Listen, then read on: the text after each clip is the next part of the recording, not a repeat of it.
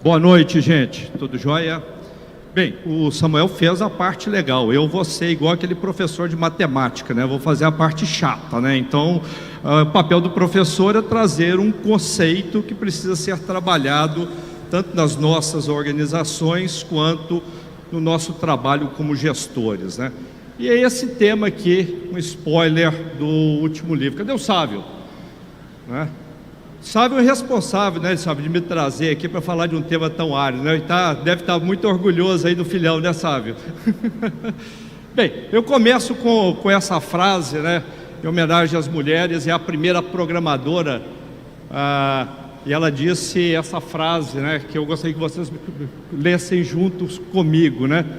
Estou em um encantador estado de confusão, né? Ela era uma matemática, ela era uma escritora e foi a mulher no início do século XVIII que construiu o primeiro algoritmo. E ela já demonstrava como a tecnologia iria mudar aquele século. E é isso que está acontecendo, tá, meus amigos? Há uma mudança de contexto no mundo dos negócios. Então, quando a gente fala, né, e aqui rapidamente vai ser um spoiler desse meu último livro, o Agile Strategy Management, né, o penúltimo no início da pandemia foi a jornada da transformação digital, que está esgotado, que a gente apresentava esse conceito para as organizações, mas a gente sentiu a necessidade de completar aí não só o conceito da jornada da transformação, mas principalmente como entender a partir de agora a construção de uma estratégia de negócio.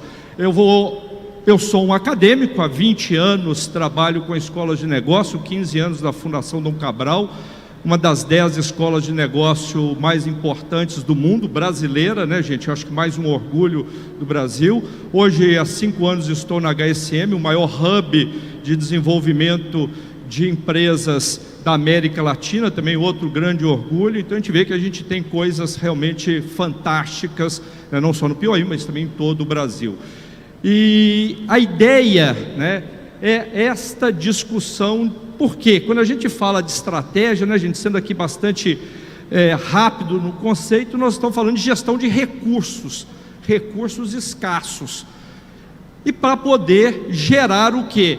Longevidade nas nossas organizações e resultados superiores. Então, uma curva que todos nós conhecemos dos nossos negócios, né, meus amigos, é esta do ciclo de vida das organizações. As organizações nascem, crescem, amadurecem e entram em decadência. Agora, um ponto importante, tá, meus amigos? E se alguém tiver alguma coisa para anotar, a professora adora isso, né? Dá uma colinha, porque cai na prova, tá? Então pega aí o celular para anotar, um papel, porque tem coisas aqui que eu acho que são extremamente úteis para o dia a dia do negócio de vocês. Em algum momento da maturidade do negócio, alguns sinais vão demonstrar que esse modelo de negócio chegou no seu limite. Não adianta mais tentar fazer algo com esse modelo de negócio. E o primeiro sinal, meus amigos, é o descompasso entre crescimento e necessidade de capital de giro. Caixa. Caixa em qualquer negócio é o rei. Às vezes a gente fica preocupado com receita. Não estou dizendo que a receita não é importante, tá? A margem de contribuição, mas o caixa é fundamental. E a maioria das empresas não administra caixa. E aí, para poder vender, para manter aquela possibilidade, né, ali que a gente atingiu, a gente aumenta o quê? Condição de pagamento. E aí, como os nossos vendedores têm comissão por venda, eles vendem tudo a 10 vezes no cartão, afetando o caixa, a gente começa a ter problema de estoque de consignação, a gente aumenta a mix é estoque intermediário. Ciclo financeiro, meus amigos. Se vocês querem gerir bem o negócio de vocês, foco no ciclo financeiro. Ele tem que fazer parte da meta, da comissão de vendas. todo mundo na organização precisa trabalhar pelo ciclo financeiro, que é isso que dá vida à organização. Segundo sinal, meus amigos, erosão das margens. A erosão das margens provavelmente vocês podem atribuir às nossas práticas de promoção, desconto, aumento do custo de publicidade, aumento do custo comercial, é tudo isso. Mas na verdade, meus amigos, é perda de relevância do nosso negócio. Quando a gente perde margem, significa que o nosso cliente, o nosso consumidor, não está disposto a pagar um pouco mais por aquele serviço, por aquele produto. É perda de relevância. E o terceiro fator, meus amigos, quando não conseguimos melhorar a nossa produtividade. Esse é um ponto que eu quero trabalhar com vocês. Porque na verdade, meus amigos, a gente está tendo continuamente, vai acelerar, tá, meus amigos? Aumento dos produtos, aumento dos insumos, aumento de energia, aumento da mão de obra. Se eu não melhorar a minha produtividade, isso vai gerar uma inflação interna que vai corroer o nosso resultado final. Então, quando cada um desses sinais aparece, as empresas deveriam repensar o seu modelo de negócio. E essa é a nossa discussão. Porque ele não vai ser mais possível de levar à frente um crescimento saudável. E aí o que acontecia, tá, meus amigos? Esse ciclo das organizações era em torno de 30 anos. Só que com as mudanças, o contexto atual da transformação digital, esse ciclo ficou muito menor. 3 em 4 empresas, como nós conhecemos hoje, daqui a 10 anos serão radicalmente diferentes. Quem tem acompanhado o Valor Econômico, semana passada a Uzi Minas já está entrando no mercado de plano de saúde, pela fundação dela. A Gerdau vai entrar em operação logística. Todo mundo está começando a ampliar o seu portfólio de negócio. Então, o ciclo financeiro define esse ponto, aquela curva que eu estou mostrando aqui, meus amigos, olha, aquela cinza, é a curva financeira. Mas antes de chegar ao resultado que demonstra os sinais, 3 outras vantagens do nosso negócio já foram embora. Os nossos talentos, a nossa relevância, a nossa importância dentro do mercado. Então, como começar a pensar nesta mudança? Como antecipar essa mudança? A gente tem dito que daqui para frente a nossa estratégia de negócio ou de carreira, tá, gente? Ela precisa de uma competência de construção de cenários. É a capacidade de enxergar a mudança antes que ela se torne óbvia demais. Deixa eu repetir, gente. A capacidade de enxergar a mudança antes que ela se torne óbvia demais. E tem alguns complicadores, né, meus amigos? Pela primeira vez, nós temos 5 gerações coexistindo. Geração não é pai, filho e neto, né? Geração é aquele grupo que é criado com a mesma cultura, com o mesmo estilo de vida, com as mesmas informações, que tem comportamentos iguais. Então nós temos 5 gerações convivendo neste momento. Então, e tudo isso acelerado pela questão da digitalização. Então, quando a gente fala de digitalização, talvez venha na cabeça da gente, né, coisas do dia a dia. A gente já assiste um filme digitalizado, é um streaming lá no Netflix ou qualquer outra plataforma. A gente ouve música digitalizada. Concordam, gente? Não é de boa qualidade, mas dá para ouvir legal. Mas mais coisas estão sendo digitalizadas. Por exemplo, formas. Por uma série de viagens que eu acabei fazendo ao Vale do Silício e a outros centros de inovação no mundo, eu acabei comprando uma impressora 3D. Eu tenho uma impressora 3D na minha casa. Para vocês terem uma ideia, Carol, minha filha imprime capinha de celular toda semana, porque ela vai lá, compra um projetinho, ela mesmo faz o projeto, imprime. Isso significa que nós temos, guarde essa palavrinha, um novo tipo de consumidor, que é chamado prosumidor. Ele quer participar do processo. Nós já produzimos a nossa energia elétrica, gente, e daqui a pouquinho nós vamos poder vender. 1/3 da população do mundo já produz o seu próprio conteúdo. E tem plataformas como TikTok, não menosprezem, para a geração Z é extremamente importante. Nós temos o YouTube, que não tem funcionários produzindo conteúdo, são consumidores. As pessoas querem participar do processo, porque existe uma economia colaborativa. Então, tudo isso está sendo então digitalizado, bem como processos. Eu faço parte de um conselho de uma rede de supermercados, só para vocês entenderem. Nós acabamos de digitalizar o sistema de segurança. Sabe essas câmeras, gente, que tem por aí? Como é que era no passado? Tinha a câmera, tinha que ter um monitor e tinha que ter um funcionário olhando para a câmera, para ver se não havia furto ou se não havia consumo dentro do supermercado. Hoje tem um IA, uma inteligência artificial.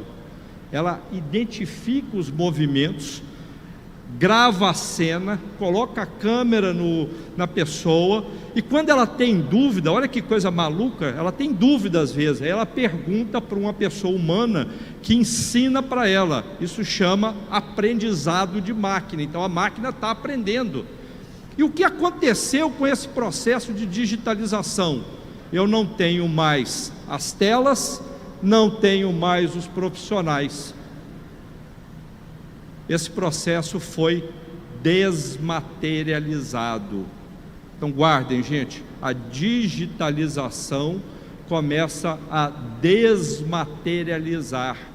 E quando começa a desmaterializar, ela desmonetiza, fica mais barato. Desmonetizando, democratiza, eu atinjo um maior número de pessoas, porque eu não estou mais limitado a uma região.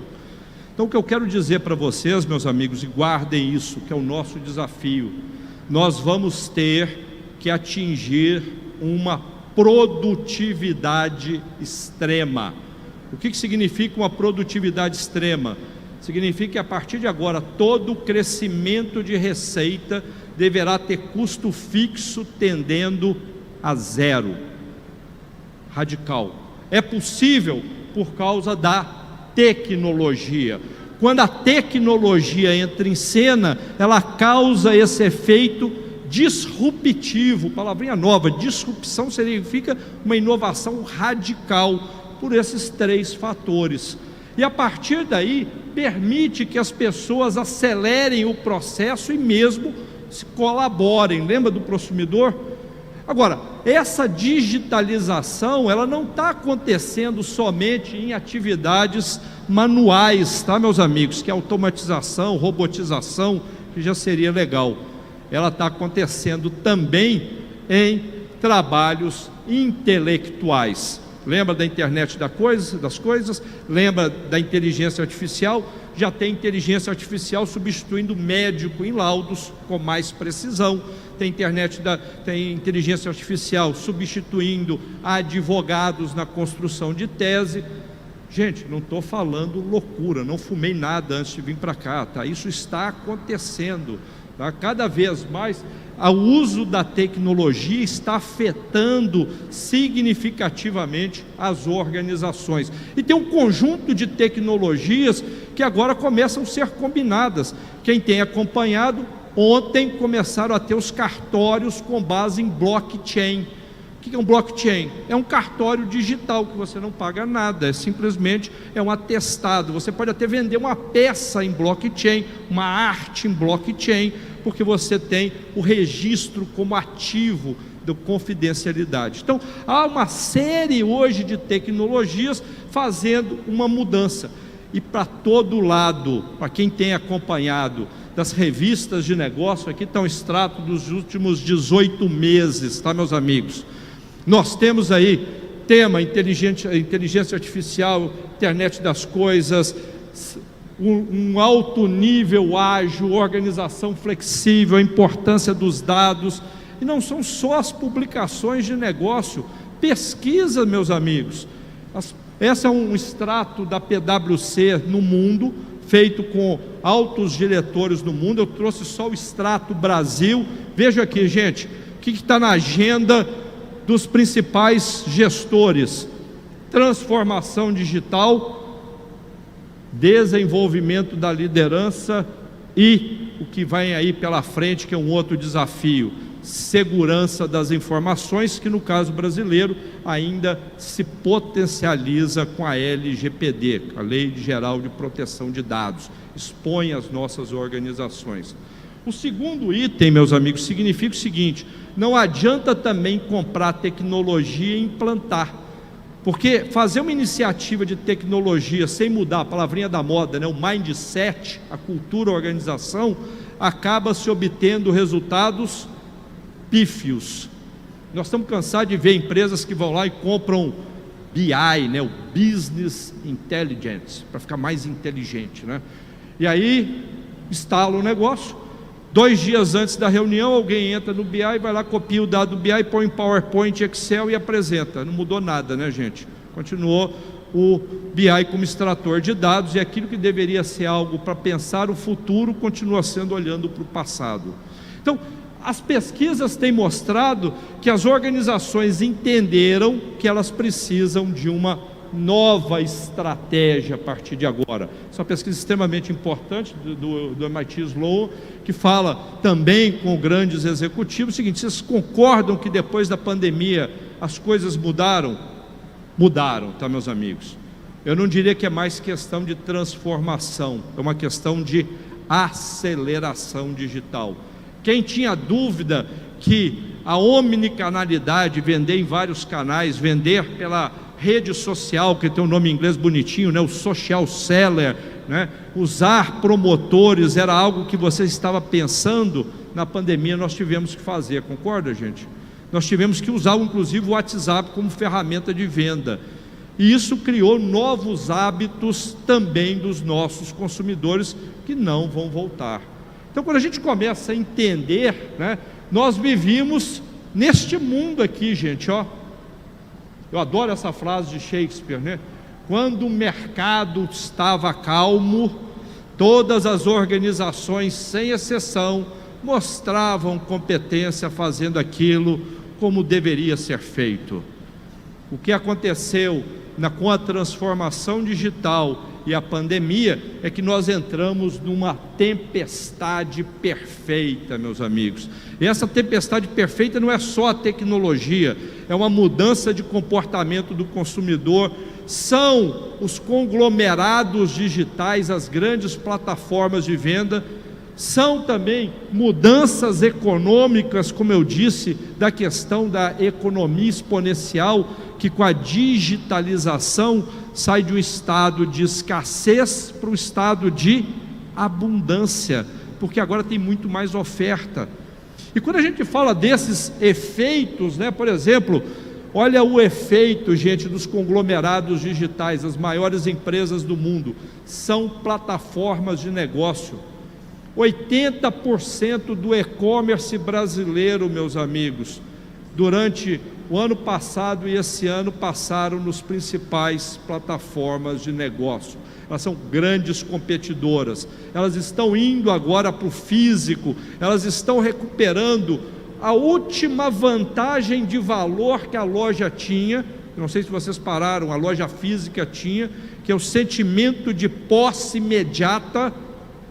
Eles agora estão entregando em 2 horas, no mesmo dia.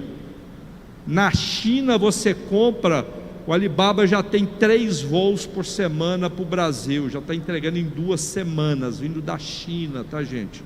Essa é a grande mudança dos competidores e dessas grandes plataformas de negócio. Então o quadro é esse, né? Não é aquele mar mais bonitinho, tá? Quando o mercado agora não estar mais calmo, como de fato as nossas organizações irão daqui para frente navegar. E essa é a nossa discussão hoje, tá? Porque nós temos aqui alguns elementos que mudaram. As expectativas de comportamento dos clientes, os produtos estão sendo melhorados com base a dados, nós temos as empresas perdendo valor rapidamente, nós temos empresas sumindo com muito mais velocidade, os modelos de negócio estão se tornando perecíveis. E esse desafio requer que a gente, e aqui não vou discutir se o mundo é VUCA ou SEBANE, porque são duas expressões que os especialistas têm usado, né, para tentar explicar esse mundo. O VUCA é volátil, complexo, ambíguo, incerto, e complexo aqui não é complicado, tá, gente? É tecido junto. O que significa tecido junto? E a diferença de complicado? Complicado é desmontar e montar uma Ferrari. Complexo, quando a gente fala tecido junto, é que um chinesinho come um morceguinho lá na China e 3 meses depois fecha uma loja na minha cidade, no interior de Minas, que é Divinópolis. Isso é variáveis que estão agrupadas. E do outro lado a gente tem um conceito que é frágil, tudo aquilo que está acontecendo é incerto, é não linear. Então esses elementos na verdade significam que o ambiente de negócio mudou. Deixa eu dar um pequeno presente para vocês. Quem quiser, vem aqui nesse QR Code, na minha bio do Instagram tem o resumo deste livro que está esgotado de presente para vocês, e já do lançamento do próximo livro que também está à disposição de vocês. Só vai estar na bio hoje, tá, gente? Então pega aqui o QR Code, vai lá, vocês vão baixar os 2 livros. Um já está esgotado, o outro está saindo essa semana. Se vocês têm aí os melhores capítulos dos 2 livros, para aqueles que quiserem depois ter acesso a todo esse material, tá? Então, um minutinho, beleza? Foi? Depois, se precisar, a gente volta de novo, tá? Mas está aí um presente para vocês. Então, rapidamente, o que mudou na estratégia, tá? Aqui é o meu lado professor, eu vou contar de 60 anos de estratégia em 5 minutos, não vou cansar ninguém, tá, gente? Então assim, ó, primeiro está aqui, né, essa base aqui, quando foi lançada a estratégia, a ideia central dessa escola era vencer a concorrência. Muitas pessoas ainda estão com essa ideia de que estratégia é vencer a concorrência, porque era um conceito lá da arte dos generais, né? E aí, para isso, tinha um conceito construído que a empresa deveria ser, em todos esses autores aqui, uma empresa de eficiência operacional ou uma empresa de diferenciação.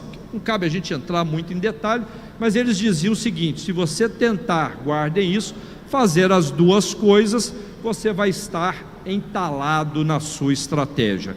Então, escolha o que você vai fazer. Ou vou ser líder de custo, ou vou tentar me diferenciar. O que acontece na entrada do século? Isso ficou 30 anos, tá, gente? Esse conceito. O que acontece na entrada do século? 2 queridos amigos professores do INSEAD, o Kim e a Renê, lançam uma obra chamada A Estratégia do Oceano Azul. Isso mexeu com o mundo dos negócios, porque eles falavam, e a metáfora foi muito legal, porque eles falavam o seguinte: existe um mar vermelho, vermelho do sangue, da briga, daquele modelo de negócio, todo mundo querer copiar o do outro, fazer benchmark, né? Fazer com que a competição seja só no preço, e todo mundo saiu perdendo. Então, eles propunham uma outra ideia de fazer a estratégia, que eles chamavam de inovação de valor. E o conceito que era legal não era mais de vencer a concorrência, era de tornar a concorrência irrelevante. Veja, gente, tornar a concorrência irrelevante. E quando a gente fala em tornar a concorrência irrelevante, nós precisamos simultaneamente entregar valor. Mas o que é valor, meus amigos? Sucesso do cliente. E precisamos também reduzir os custos. Esse modelo de negócio, ele vai evoluindo e chega a este momento. Eu quero ir lá para cima agora, tá, gente? Onde vocês estão vendo ali, inovação disruptiva. É o momento que nós estamos vivendo. As empresas exponenciais, elas já não querem mais nem vencer a concorrência, nem torná-la irrelevante. As empresas exponenciais querem mudar setores inteiros. Mudar setores inteiros. Então elas têm uma forma de organizar, tá, meus amigos, completamente diferente. Elas usam dados dos clientes para personalizar a entrega. Eles usam os ativos que estão disponíveis. Nós já vimos que pode ter uma empresa de carros sem ter carro, pode ter um hotel sem ter apartamento.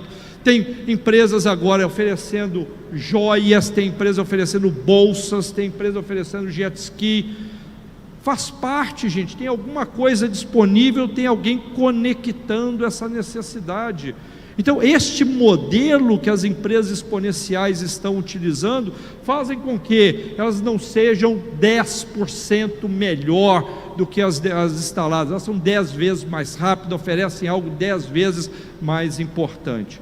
Então, essa grande mudança significa que eu preciso acelerar daqui para frente, porque elas são muito rápidas, e a novidade, a pandemia mostrou que mesmo algo que era estável pode sofrer uma mudança súbita.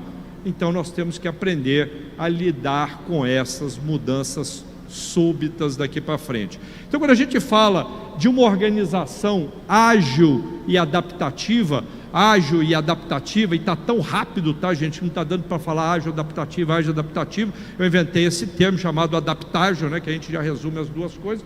Nós estamos falando que é uma empresa que não tem mais medo das novas ondas. Eu adoro a figura do surfista, ele vê as ondas como oportunidades. Vem a onda, ele surfa, curte, na hora que arrebenta, está lá todo mundo na espuma, vai brincar na onda, ele já está indo na próxima. Esse é o olhar que a gente precisa ter nas nossas organizações. Quais são as novas tendências? Quais são as novas ondas? Isso faz com que realmente a gente entenda que nós estamos operando em velocidades diferentes. E operar em velocidades diferentes significa o quê, meus amigos? Nós estamos saindo já da era da digitalização, estamos entrando na era da não fricção. E a era da não fricção requer que agora as nossas organizações entreguem experiências de compra. O que significa uma experiência de compra? Agora eu gostaria de bastante atenção de vocês, tá, gente? Porque a gente pensa a experiência de compra como algo, ou aquele momento mágico, aquela surpresa que a gente faz. E aí às vezes a gente põe na nossa loja aquele cafezinho Nespresso, uma balinha legal, né, um presentinho. Ok, isso faz parte deste momento da experiência. Só que a experiência, ela tem 4 pilares. Eu gostaria que vocês anotassem isso, porque isso é muito importante, tá, gente? O primeiro pilar da experiência é uma jornada sem atrito e personalizada. Deixa eu voltar ao meu supermercado. A gente tem coisas legais, tá? A gente põe pula-pula, a gente põe turma para poder brincar com os meninos, a gente faz degustação na loja, a gente faz karaokê na loja, é uma festa final de semana. Mas se o meu cliente for lá e não encontrar o produto que ele gosta, é ruptura para nós. Só que para ele é um incômodo, porque ele vai ter que ir em outra loja. Isso é atrito, gente. Se ele vai no nosso açougue e enfrenta a fila, é atrito, porque ele já vai no espoleto, o espoleto dá aquele negocinho para ele que vibra, e ele não precisa ficar enfrentando fila, ele pode fazer outras coisas. Então nós não podemos deixar as pessoas na fila, é atrito. O cara é vegano e eu estou mandando mensagem para ele de promoção de corte de carne. Concorda, gente? É quase uma afronta. Então o primeiro passo da experiência, gente, faça aquilo que é esperado pelo cliente. Uma jornada sem atrito e personalizada. Segundo elemento, meus amigos, sensações. As sensações são extremamente importantes. Nós estamos falando da ambiência, nem muito quente, nem muito frio, pessoas uniformizadas. Nós estamos falando de uma trilha sonora, de uma iluminação cênica. Nós estamos falando de uma assinatura olfativa, mas também estamos falando do que, gente? Degustação. Aí vocês falam, poxa, mas supermercado é fácil fazer degustação. Eu faço parte de um conselho de revenda de automóvel. Sabe qual que é a taxa de conversão quando não tem test drive, gente? 8%. A pessoa sentou, dirigiu um pouquinho, sabe qual é a taxa de conversão? 50%. Trabalho com Boticário. Sabe quanto é o ticket médio do Boticário? Não sei se tem aqui franqueados. R$ 198. Pôs a senhora na cadeira, pintou o olho, arrumou. É uma delícia, né, gente? R$ 850 o ticket médio. Sensações, meus amigos. Sensações. As pessoas não compram mais produto, compram experiências.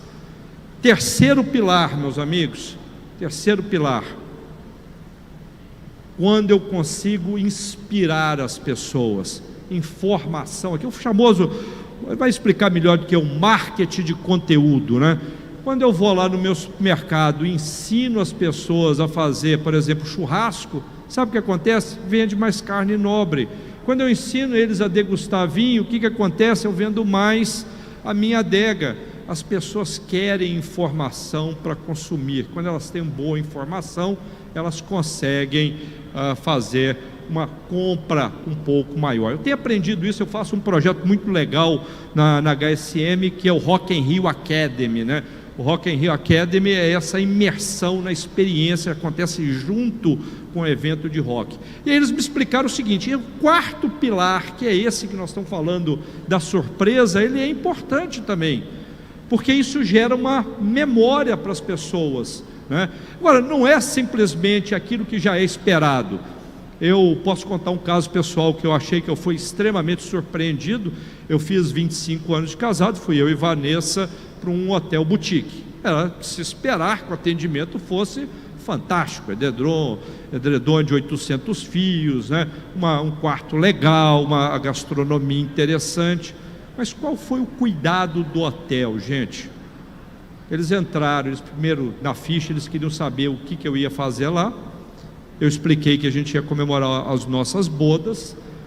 Eles foram na minha rede social, pegaram fotos minhas, da Vanessa e dos meus filhos, colocaram no quarto porta-retratos e um álbum da nossa história. Sensacional, não é, gente? Esse nível de personalização também pode ser feito perguntando por que o cliente está fazendo a compra, qual é o nome da pessoa. Nós esquecemos dessa humanização no processo da surpresa, da diferenciação. Então, quando a gente começa a olhar, né, cada vez mais esse ambiente que nós estamos vivendo, ele se parece hoje algo aonde velhos mapas e bússolas que nós tínhamos talvez não funcionem mais, e talvez a gente precise de novos mapas e novas bússolas. Então eu tenho, acho que mais 5 minutinhos, quero encerrar com uma ferramenta que é uma bússola para vocês poderem trabalhar nesse momento tão importante que é o último, né, trimestre do ano. A gente tem Black Friday, a gente tem Natal e a gente tem a entrada do próximo ano para tentar ser diferentes, né? Então eu vou tentar mostrar para vocês o que significa essa bússola da transformação digital, ou a bússola do líder adaptável. Já foi dito aqui, né, gente, a necessidade do propósito. Eu não vou bater, porque o Samuel já explicou, mas eu gosto da expressão seguinte, que eu aprendi lá no Vale do Silício: quem tem propósito faz tudo de propósito, não faz nada por acaso. Então isso já ajuda muito quando a gente consegue hoje estabelecer, e principalmente os clientes não querem mais, os nossos consumidores, a melhor empresa do mundo, eles querem a melhor empresa para o mundo.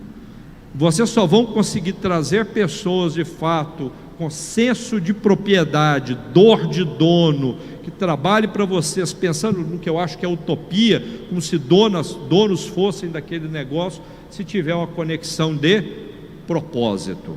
Segundo, meus amigos, tem que ser centrado no cliente. se não for centrado no cliente, não adianta. E nós estamos falando do nível agora de personalização que os dados permitem. Então, onde eu começo, meus amigos, a transformação digital? Na agenda, que tem uma ferramenta para isso, né? O CRM, conhecendo o nosso cliente. Então, se tem dúvida, gente, é por aí que vocês têm que começar, porque vocês têm que se aproximar do consumidor de vocês. Tem aqui, e eu tenho certeza, estabelecimentos onde a agenda está na mão do vendedor. Vai embora o vendedor, leva junto os clientes. Não pode ser assim, gente. O varejo tem que ser mais profissional nesse aspecto. As informações são de vocês e vocês precisam trabalhar bem. Não é mandar cartão de Natal e de aniversário no dia do aniversário. Não é isso o CRM. É entender quais são as tendências e como devemos fazer recomendações, como devemos agrupar clientes e oferecer, de fato, propostas. Temos que trabalhar cada vez mais com times e dar autonomia às pessoas da nossa equipe, para que elas possam realizar. Quando elas estão, de fato, empoderadas, elas fazem coisas melhores, tá, meus amigos? Então, não tenham medo de falar que vocês não sabem que podem empoderar suas equipes. Trabalhar com uma rede, com um ecossistema, se envolvam com, de repente, parceiros de negócio, fornecedores, concorrentes, instituições de ensino, startups. Potencialize esse ecossistema. Entregar, que nós já explicamos, que é experiência, os 4 pilares, e valor, sucesso do cliente. Usar a inovação, porque o ciclo é cada vez menor, como um diferencial. Trazer a tecnologia e, por fim, ter uma comunicação transparente. Quanto mais vocês se comunicarem, melhor. Meus amigos, esse é o grande papel da liderança daqui para frente. Caminhos que o varejo pode abraçar e que pode ajudar vocês a transformar o negócio ou a carreira de vocês em um ambiente cada vez mais turbulento. Muito obrigado, gente.